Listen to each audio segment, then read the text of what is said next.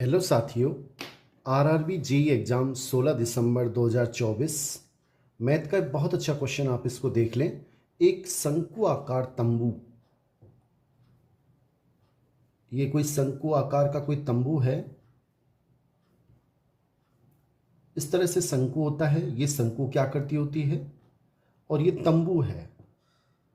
30 व्यक्ति इसमें रह सकते हैं। प्रत्येक व्यक्ति सांस लेने के लिए जमीन पर, इसमें जमीन का हिस्सा कौन सा हुआ, ये वाला, ये मान लो कोई त्रिपाल टाइप में लगाया है और ये नीचे जमीन होता है, और जमीन का हिस्सा कैसा होगा, वृत्ताकार। क्यों? क्योंकि शंकु का जो आधार होता है वो वृत्ताकार होता है। पर 5 मीटर स्क्वायर का स्थान, आप ध्यान से देखें, प्रत्येक व्यक्ति को सांस लेने के लिए जमीन पर 5 वर्ग मीटर या मीटर स्क्वायर का स्थान, ये एरिया है, ये स्थान दे रखा है हमें। ये कितना स्थान है, 5 मीटर स्क्वायर। मीटर स्क्वायर मतलब ये क्षेत्रफल है, यानी कि जमीन पे जो स्थान है उसका क्षेत्रफल हमें दे रखा है। और जमीन पर जो क्षेत्र है वो कैसा है, वृत्ताकार, और वृत्त का क्षेत्रफल होता है पाई आर स्क्वायर, उसका मान हमें दे रखा है 5 मीटर।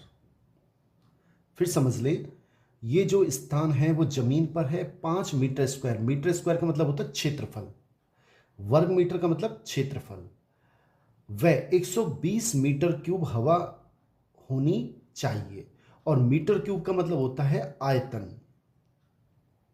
या घन मीटर क्यूब लिखा हो तो आप समझ जाना आयतन। वर्ग मीटर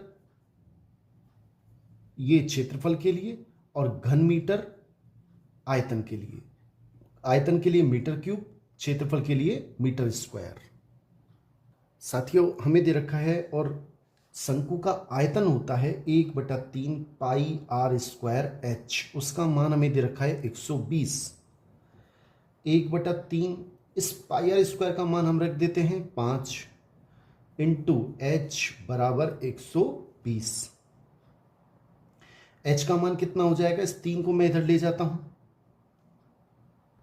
मतलब वज्र गुणा कर देते हैं यहां 1 लगा के, तो 5s तो ये बचेगा, और इधर क्या हो जाएगा 120 गुणा 3, और h का मान हो जाएगा 120 गुणा 3 बटा 5।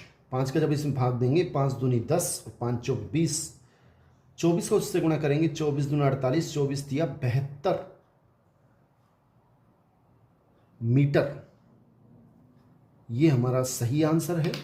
हमसे पूछा है तंबू की ऊंचाई मीटर में कितनी होगी, तो उसकी ऊंचाई कितनी होगी, 72 मीटर, यानी कि ए ऑप्शन हमारा बिल्कुल सही है। साथियों, क्वेश्चन अगर अच्छा लगा हो तो